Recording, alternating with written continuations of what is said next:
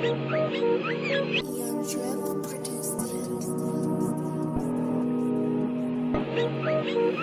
crazy how the new Atlanta don't be from Atlanta. No. And all the songs you hear, the beat go harder than the rapper. What's good, y'all? It's Jordan Carter. I'm checking in with What's New with Stu on Hot 107.9. Atlanta's #1 hip-hop station, home of the Ricky Smiley Morning Show, Hot 107.9. Your boy, What's New with Stu? A-Time. I'm in the building right now. You're locked into that after-party mix. At A-Time, I got a special guest in the building right now. I met this young man a couple years back at a random house party in the West End. Don't know what the hell I was doing in there, but I was in there. And this young man just grabbed the mic, started performing in the middle of the house party. House party turned all the way up. Hey, man. And I had to meet him, find out who he was, what he had going on. And that gentleman turned out to be Jordan Carter. What's up, Jordan? What's going on, everybody? How you Happy doing, to be bro? here. I'm good, taking it one day at a time, only way I know how. You in town for the A3C Festival. How A3C been treating you? A3C has been amazing, man. It's really shown how much of a milestone, well, this is really a milestone for me and shows how far I've come in terms of galvanizing people and getting support behind the music and the movement that I got going on. It's crazy to see people come up to me that I don't know talking about, oh, I heard the new single and oh, I love Sauce Dripping on the Left Side. All of that is real. It's really surreal. The stuff I didn't imagine would happen for a long, long time, and it's just happening right now. And I'm not even like the biggest artist. Right. I'm just thankful for all of this stuff that is happening right now. Right. How many festivals have you done? Like, do you do festivals? I did normally? South by Southwest in March. That was excellent. This is my second A3C festival. Last year was my first, and yeah, that's pretty much. I think that's about it. How do you utilize these festivals for your benefit? Well, honestly, South by Southwest was such a crazy experience because, and it was kind of like this one. Excuse me. It was kind of like this one at A3C. But it just shows, like what I was telling you earlier, it's a difference that people see when I'm on the stage. And it's, people say it's like electrifying, and like people know it's a difference. When I step on the stage, like I feel like I make sure in all of my songs that I don't waste a line. So everybody is able to internalize the ideas that I got to present. And that's what I do when I'm on the stage. I share my message. How long have you been doing music for? I've been doing music all my life, honestly. I started playing piano in kindergarten. And I dropped my first song on my 21st birthday. I'm 23 now. So that was junior year at BU. And I dropped that song, but I had really said I was gonna start rapping February, it's 2018 now? February 2016. That's when I hopped on one of my boys' songs, and I knew I could do it. Right. You said you went to BU? Yeah, Boston University. You're in college right now, right? Yeah, I'm getting my master's degree in arts administration at Columbia University's Teacher College. And you went to Boston University as well? Yep. How does the college experience influence your music?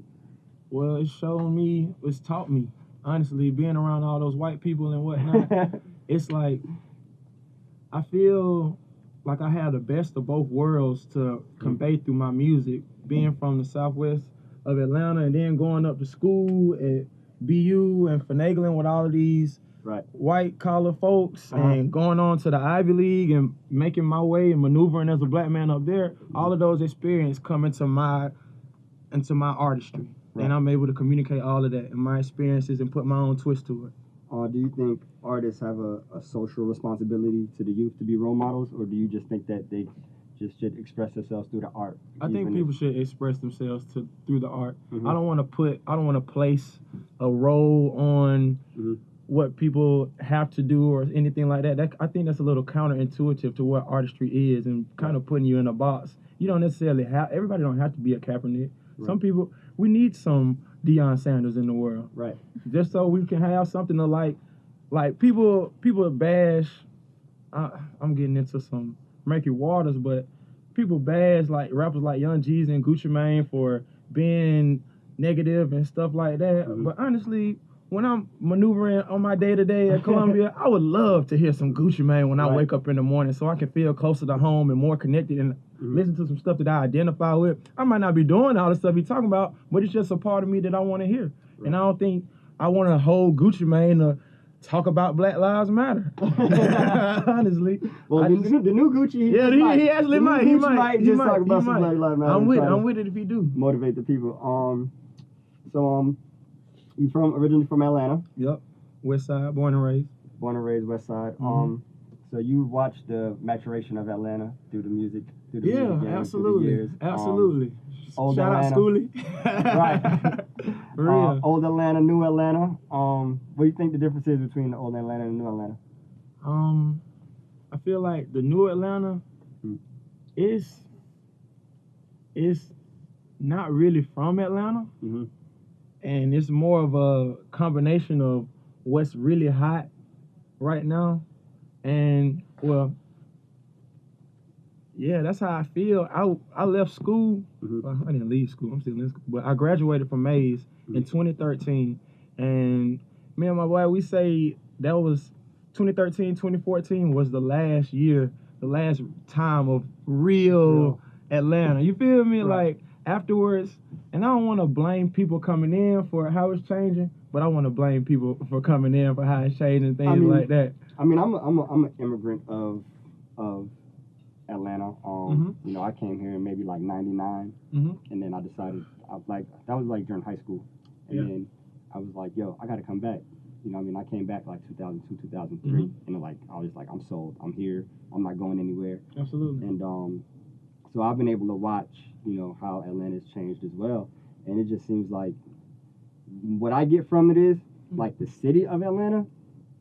That's where you get all the out of towners and the people everywhere else. You know, and they really don't venture out into your Decatur's, into your West Side. You know, they don't do. They stay within the city of Atlanta. So if you come to the city of Atlanta, you think, oh, this is Atlanta, but that's not really. That's really not Atlanta. Yeah. You know, you really got to go. It's to really Decatur. in these pockets of neighborhoods outside of Metro Atlanta. Right, Buckhead is not. All of Atlanta. If you come to Atlanta, Buckhead is just not Atlanta. Absolutely. You know what I mean? It's in Atlanta, but that's not the essence of Atlanta. I really want people to understand that. You really got to go to Riverdale. You really got to go to the South Side. Yeah. You know, you really got to go to the West Side. You really got to go to Adamsville. Got to go to College Park. Got to go to these places so you can really get well-rounded idea of what it is to be from Atlanta and to be in just the whole essence of it. That's what I think is like missing, the original essence of, like, I don't know, it's things are just different. It's hard for me to articulate right now. You can listen to some of my songs and hear it articulated, but as I'm trying to think of it right now, it's just I can't put to words the vibe that I feel like. It was a time like when my mama would know all the words before I would know the words to the songs and things like that, and like I don't know, it seemed like, I don't know, maybe it's just me being nostalgic, but that's all.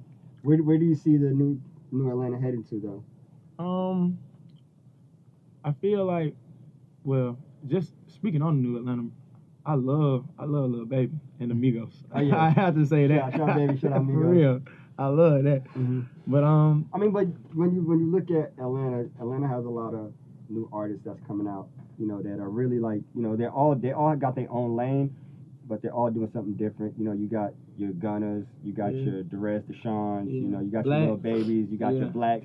You know what I mean? So I feel like it's represented in a good way. Yeah. So I feel like it's safe. You got your Jordan Carters. You know what I mean? Like I feel like there's a good balance of music that's coming out of Atlanta moving forward. You know. And you know it's different from the Gucci's, the T.I.'s, the Jeezys. Absolutely. You know what I mean? But I feel like it's different all nationwide. Music in general is just rap music in general is taking a different course. Right. So I feel, I don't know, and Atlanta is leading that change in course of how everything is sounding, what beats you want to use, and how you want to ride the beat nowadays, what flow you gonna use. I feel like Atlanta still determines all of that. It's just, I mean, because we got all the producers as well. Yeah, for sure. As far as the artists, we also got the producers that be creating the sounds that everybody wants to use. Absolutely. You know, shout out to Mike Will and, you know, Metro and all those guys, you know, they're doing their thing. For sure. Let's talk about your music, man. I the first song that I ever heard from you was Half Rich. Yeah. Featuring my boy Rome. Shout out to him. Yeah, that's the joint that you performed at the house party, and you almost caved the floor in. Like, I had to, like, walk outside because I'm like, yo, this floor is about to break. My man's going so hard. Do you know whose house that was that you were in? Chinway. Chinway. Shout out to her for real. She texted me like I think a day before the party and said pull up, and it just so happened my boy who I went to high school with was DJing, KC, and he loved the song. I emailed it to him. I was like, bro, play this, and he did.